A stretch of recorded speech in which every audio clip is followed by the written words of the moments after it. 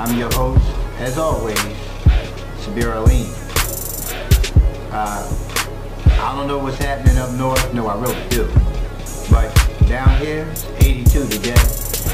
And I was looking at the temperature up there in Philly. It's chilly in Philly. Listen, tis the season. I'm going to keep saying it over and over again. Tis the season. Last week, right, we were talking about Politricks 101 for dummies. And I'm in the same position as everybody else. I don't know anything. I'm learning more and more about politics. And again, my interest didn't peak until 2007, 2008, when it was time to elect a new president of the United States of America. And that president, who's still president of the United States, Barack Obama. And there are many naysayers about a legacy. There are many naysayers that have been saying nay for a long time. But yet still, the proof, as the old saying goes, is in the pudding, right? And he has clearly shown what he can do, because he's done it throughout his 2 terms of President of the United States of America. And still, there are many who don't see him as their president. But yet, President-elect is seen as their president.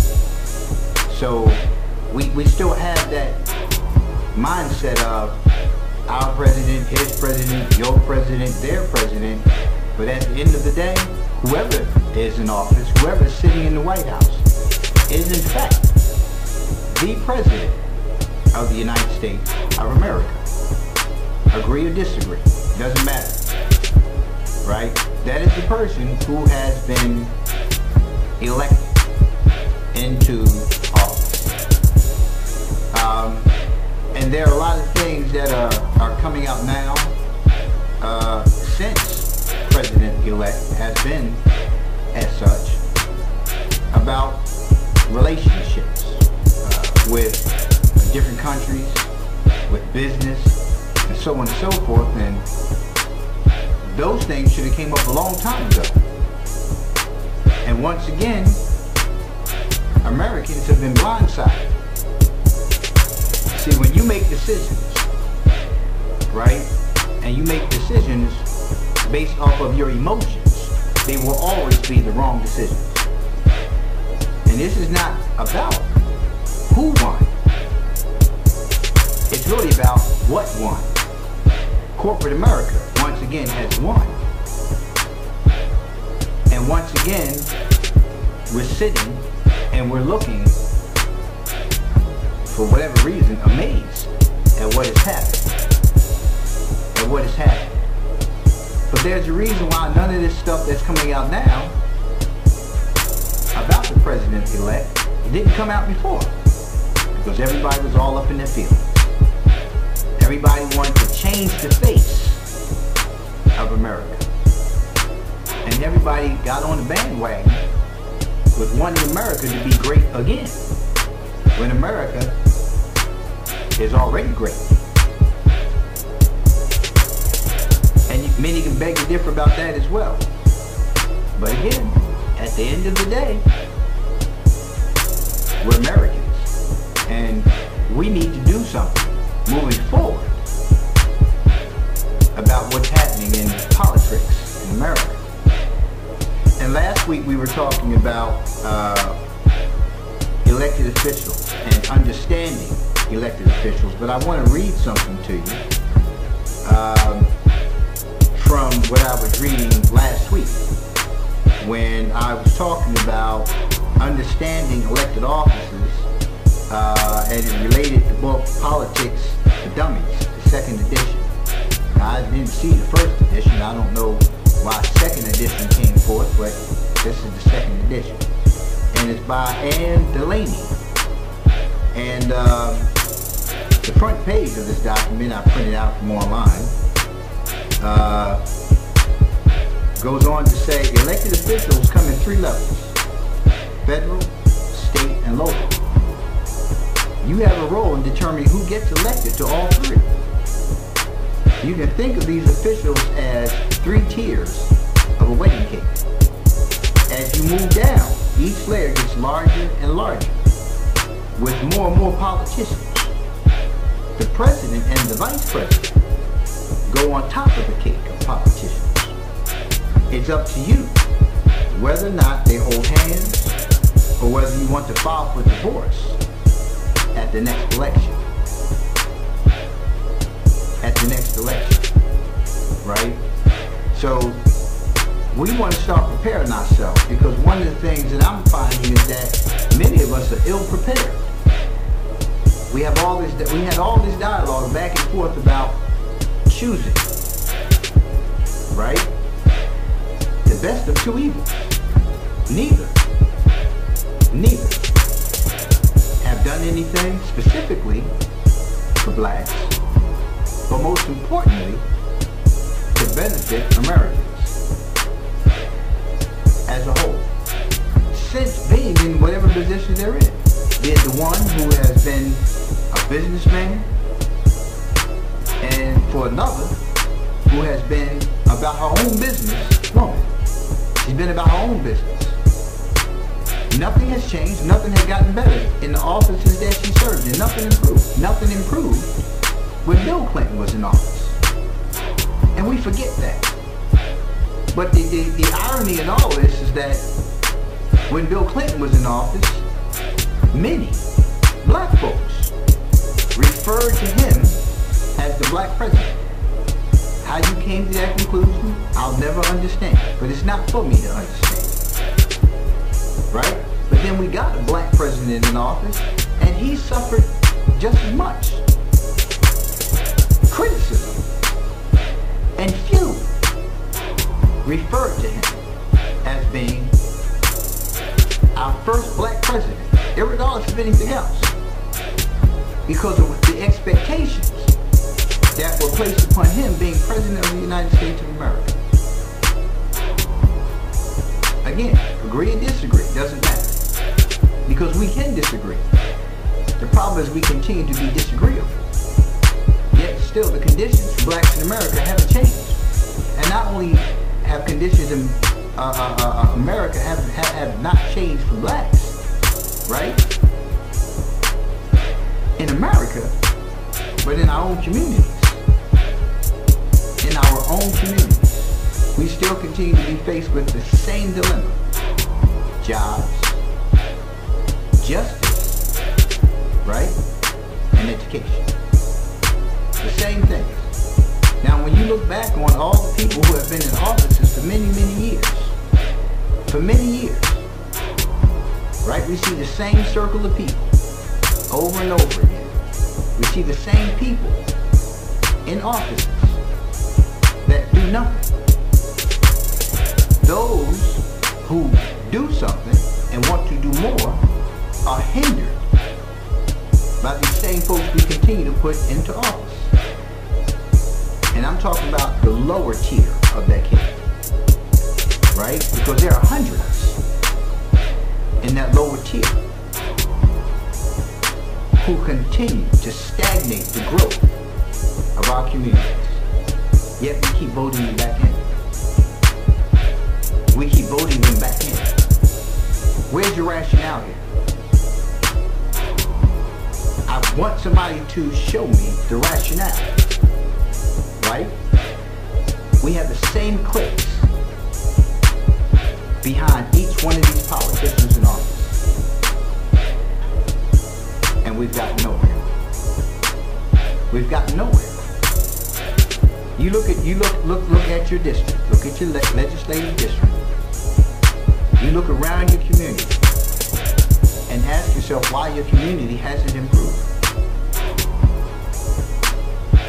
But then you go in your bathroom or somewhere in your house and you stand in front of the mirror and you'll find the reason why nothing has changed.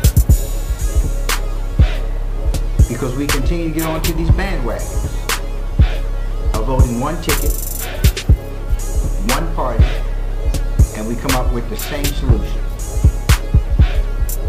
Nothing.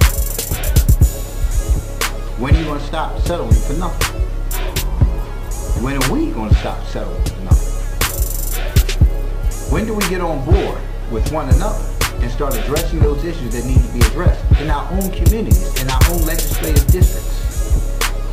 When? It's sad. And it saddens me that after 56 years of life, I've seen no change. I've seen no change.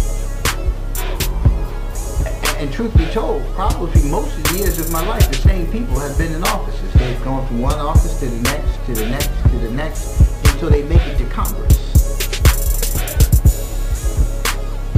And I bring up making it to Congress because many are talking about the recent sentencing of Shaka Patel, right? I've seen some postings that talk about how he should have gotten a lesser sentence, he should have gotten this, he should have gotten that, he shouldn't have got this, this sentence, he shouldn't have got that sentence, he should have got more, he should have got less. But the reality of it is this: for a person to have been in office as long as he has, and one of the things it talks about in this article that I'm going to read from on Politricks.com speaks to that the investigation, that the focus was on 7 years. What do you think would have been revealed had they gone all the way back to before him getting into office? And what took place throughout the years while he was in office? Because that should be a concern. And once again, it just goes back to where I began this conversation in talking about, we know people's backgrounds. We know what they do. We know what they don't do. We know what they haven't done. But yet, we still put them into office. We're still putting them into office. I'm going to go to the article and read from it because, one of the things I think is important is that we understand that there is about 10% truth in the news that we read, right? So here they have former Congressman Shaka Patel, Sr., stood straight and steady with both hands on the podium as U.S. District Judge Harvey Barker III sentenced him to 10 years in prison for political corruption charges on Monday. Right? He's scheduled to self-report on January 25th. Patel was ordered to pay $614,000 in restitution, along with his 4 co-defendants, after his convictions over a $1 million loan he received during his 2007 Philadelphia mayoral bid. Right? Fatah, who turned 60 on November 21st, was also convicted of accepting bribes, including one from co-defendant Herbert Biederman, in which Fatah was accused of paying to help Biederman, a former deputy mayor of Philadelphia, obtain a U.S. ambassadorship. At the federal courthouse on 6th and Market Street, 10 character witnesses for Fatah pleaded that the court show leniency. Defense witness Joseph Canones became passionate when speaking about the Fatah family and recounted decades of support that he and his family received from the former lawmaker, whose re-election bid was stopped with his loss to Dwight Evans in the Democratic Party primary in April. Now, what I want you to look at is this, right? When speaking about the Fatah family, right? You can speak about the Fatah family all day, but we're not talking about the family. We're talking about the individual, right? Now, when we talk about a former lawmaker and you taking bribes and getting support from people as a means to benefit them, right? And yourself, that's a problem. That's a problem. Because when you look at laws and you look at all the things that we're faced with in our communities, what laws were made that benefited the community? What laws? Right? Now, I can tell you that I lived in particular areas in Philadelphia. I lived from South Philly to Cedarbrook. From South Philly to Cedarbrook, I lived there. And throughout the years, I've been back and forth throughout all of those areas in Philadelphia. And I can tell you how I continue to see communities diminish. In order for you to have a community, right, you have to have unity. It's not a community when there's no unity. And I mean unity across the board, right? From the politicians to the constituents, from the constituents to the politicians, because that's really how it goes. And I can tell you that these neighborhoods get worse and worse. We're not even talking about violence. Let's not even put violence on the table right now. Let's look at the conditions in these communities, right? I brought up the fact that they wanted to have all these millions borrowed in order to help for recreation, streets, parks, millions of dollars. How much improvement have you seen at your recreation facilities? What's there for our youth? What's there for families? Communities are comprised of individuals and families. There's nothing in any of these communities that benefit the families, right? Even when it comes down to our parks, they have parks now that are set up where money is being made for people to rent space, right? You need to pay X amount of dollars to rent tables, park tables. Where does all that money go? We continue to pay these fees and we go out there to set up shop and we find somebody else there. Then it becomes a big fight, a big argument as to, well, wait a minute, this is a free park. How did y'all get to the point of charging for people to have these gazebos and these benches? Benches have always been there for us. They've always been there for us. What happened? Who allowed that to get pushed through? What promises were made? Where was the money supposed to be going? Who said the money was going there and who watched the money? I told you last week to go to the city controller's website and you can see all the distribution of funds. You can also see the investigations into where funds have gone. You can also see that information. Again, this is 101. Politricks 101 for dummies. Right? Because we continue to fall for the banana in the tailpipe over and over again. Nothing is changing. Nothing is getting better. Democrats running the city. Nothing has improved. But we continue to make these decisions to vote people in the office based on two things: the color of their skin, right, and the party affiliation. And the party affiliation. Prove me wrong. Who's to say that a Republican can't help improve conditions in our communities? Who's to say that? I can name some Republicans who have done good work, have done great work, but yet we're informed that we vote Democrat. So whose agenda are we serving?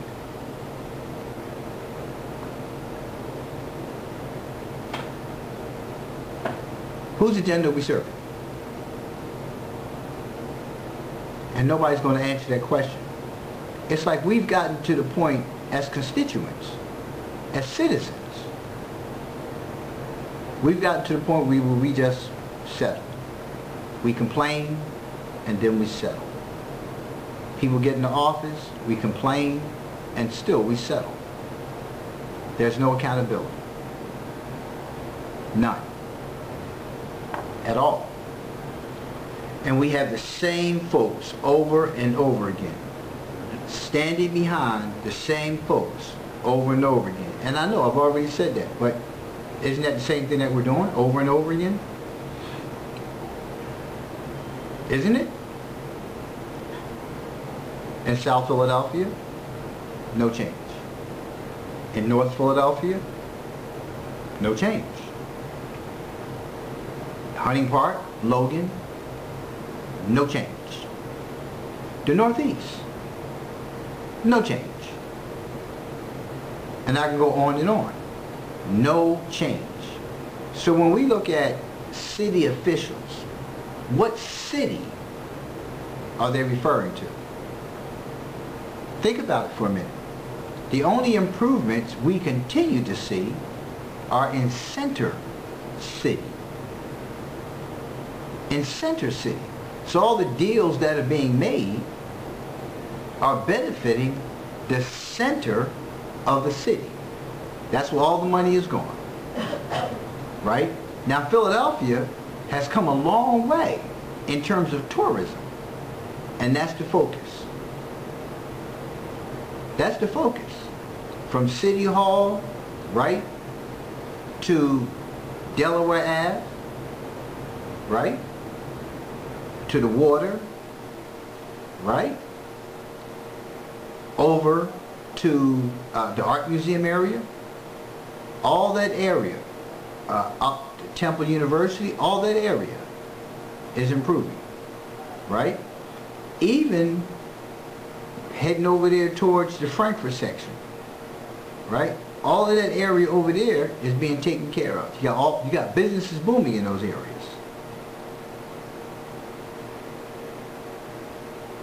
In about another 10 years, if not sooner, you're going to see cruise ships docking down there where Penn's Landing is. They're bringing money into the city of Philadelphia, into the central part of Philadelphia. Where are the communities, the surrounding communities benefiting? Where? And what you have to look at is, we're not doing anything about it. We see it happening before our very eyes. We see it happening before our very eyes.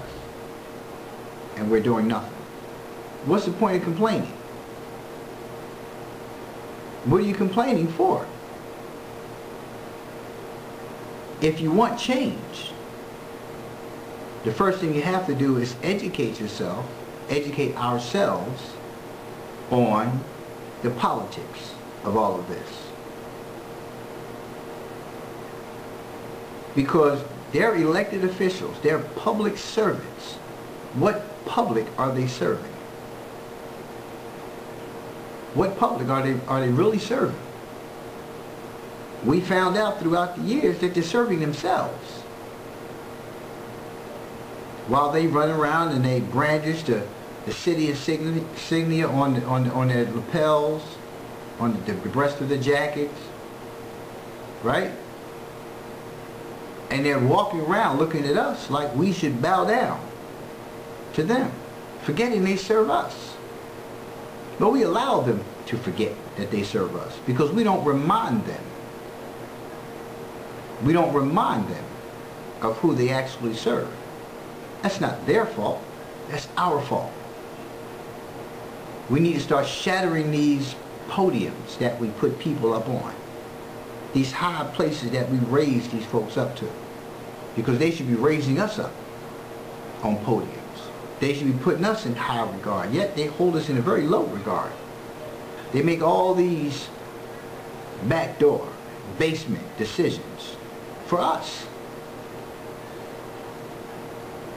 And then they don't even answer to us. When you have a question, can't get it answered accurately. You can't get it answered at all, in most cases. How often do you see your representatives, your state representatives, your Congress people, your senators? How often do you see them? They want to tell us that they're up in Harrisburg, up in the Senate, in the House, in Congress. They want to tell you that they're up there working for us. But yet we have to go up to see them in their offices. Why do we have to go up there to see them? Why can't I come to your office in the community and see you? What days are you in the office? Do you know what days they're even in office in the community? And when you go there, why is it you can't just see them? Are there monthly town hall meetings held with them so you can get a chance to voice your opinion, your concerns about what it is that they're doing or not doing in office? How often are they held? How often have you even seen your local politicians? How often? If the only time that I can see you is in office, in your office, that's a problem in itself. Because if it was me, if I was in office and my job is to serve you, you would see me. And I wouldn't need a security force to walk around with me. Because you elected me. Why do I have to protect myself from you? You voted for me. I need to give you answers. Right? I need to give you answers. I've been a program director in facilities for some time. Right? And I've never been a program director who sat in his office and made decisions. Right? Because how can I make any decisions about anything if I'm not out there with my people? So I go out and I break bread with my staff. I go out and I indulge in conversation with those individuals who we serve. In the prison that I work in, I don't sit in my office. I go out into the wings. I go out onto the dorm with the inmates. I go out there with them. And in the institutions, I refer to them not as inmate. Mr. Smith, Mr. Jones, Mr. Franklin, and I expect the same in return. And I go out there and I have conversation with them, and I walk around the facility. I check conditions in the environment. I make sure that there's hot water, that the sinks are operating properly, make sure that the toilets are operating properly, making sure that the place is clean. And I allow them to talk to me about some of the concerns they have. I don't always tell them, well, you got to put in the communication slip to talk to me. That's the only way I'm going to talk to you. No. I engage in dialogue with these men.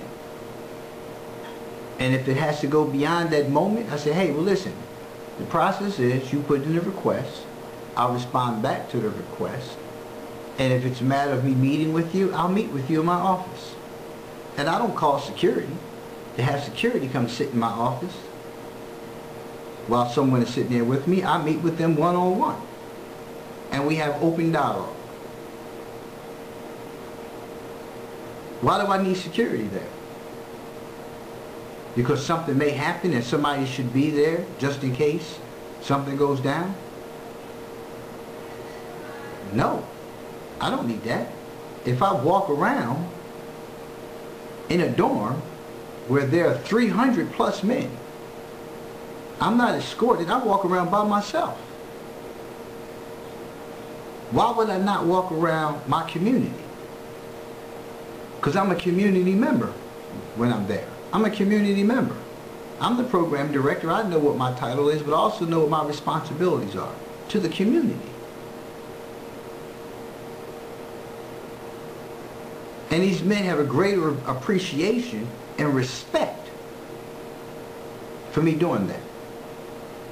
Because I could just sit in my office. I could just let the supervisors deal with it. I could just let the administrators deal with it. I could just let the counselors deal with it. I could just look at a piece of paper about a complaint about something and just respond back in writing and send it back and tell somebody else to deal with it. That's not being a community member. That's not being a leader of the community. You're a leader because you go out into the community and you interact with the community members and you find out from them what you need. Not just during election time. Not just when you want something from them, but all the time. For people to keep saying over and over again who are in these positions that they don't have the time because they're working for you. What work are you doing for me? What new bill are you working on? What new law are you working on passing? And how is that relevant to my vote for you to make change within my community? Because that's what I want to know. When I tell these men that I'm working to improve things for them, well, what are you doing, Mr. Aline? Well, I'm working on this, because this is what y'all told me that some of the challenges are. Right? And I stay in my lane. I operate within the realm of my responsibilities. Right? And those things that are outside of the realm of my responsibilities, I have dialogue with those who are responsible for those areas and ask, how can we make those things better? How can we work together to make those things better? Right? That's how a community operates. So whether you're behind the fence, and you think about it is, somebody's always behind the fence. Somebody's always on the other side of the fence. So regardless of what fence you're on, you have the responsibility to serve the people. There are laws everywhere. There are rules and regulations everywhere. There are ordinances everywhere you go. There are expectations of conduct in any community you go into. I don't have to remind anybody of that. They already know. And no matter what side of the fence you're on, if you violate the rules, if you violate the laws, there are consequences. No matter where it is you go. But as a leader, right, you have to find out what your people need. And you have to give your people what they need, not what they want. We need jobs. We need jobs. And from as far back as I can remember, we were saying we needed jobs. And there's a variety of reasons why we need jobs. Right? Now, without jobs, right, we see what we have in our communities. We have murder and mayhem. Right? So why would any politician not be working harder to ensure that we had more jobs? So someone say, well, Sabir, that's why we bring all this money. We put all this money out so we can open up more businesses, so we can have more jobs, right? But when you have a population that exceeds your plans, you're not planning appropriately. You're not planning accordingly. You're not planning accordingly. And that's the whole problem here. Because what happens is the plans that benefit the community members are usually ones that are pushed aside. They're tabled until the next meeting. And those things that are put on the table are things that are supposed to be benefiting the city as a whole. That means the whole city.